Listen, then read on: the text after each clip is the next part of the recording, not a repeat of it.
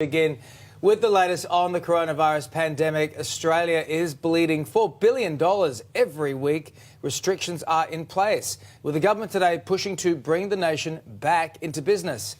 New Zealand Prime Minister Jacinda Ardern will join the National Cabinet today to discuss a trans-Tasman bubble to open up international travel between the two countries.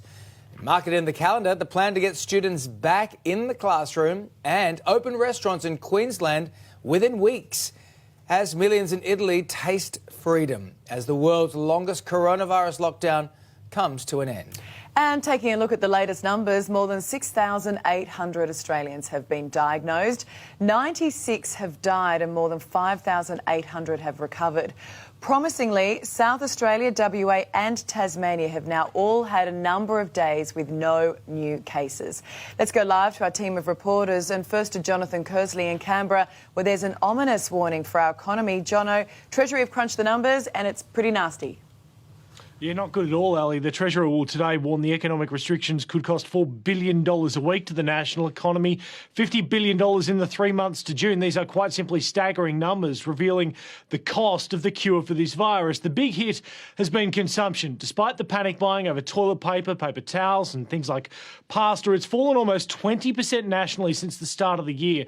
More than that in Victoria, 20% in the ACT, WA and New South Wales, 18% in Queensland and almost 17% in South Australia.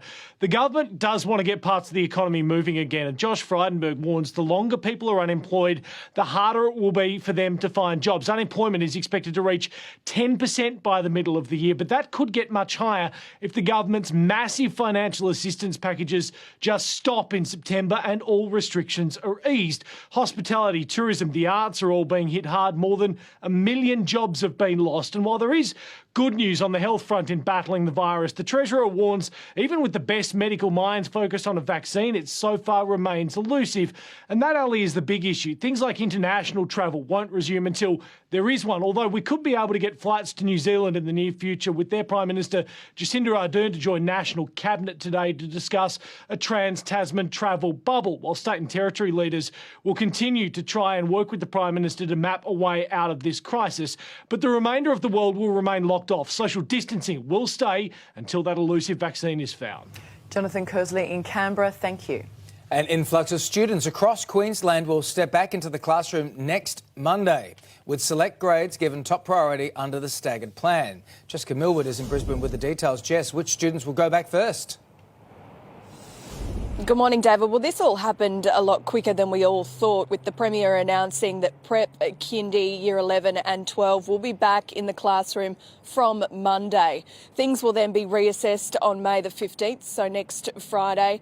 We'll look at how it has all been going, and then the plan is to have all students back in the classroom by May 25. There will be social distancing in place for teachers, however, children won't be expected to keep 1.5 metres apart. And the Chief Medical Officer here in Queensland says the key will be keeping parents and children apart at pick-up and drop-offs. The union has said that this is going to be a stretch for teachers, but it's not impossible. And in further good news, the Premier has also announced she's working with the hospitality industry to get pubs and cafes reopened by June. She won't say whether or not that's early June or late June, but she's going to speak to industry leaders in the coming weeks. So all in all, a good day to be a Queenslander.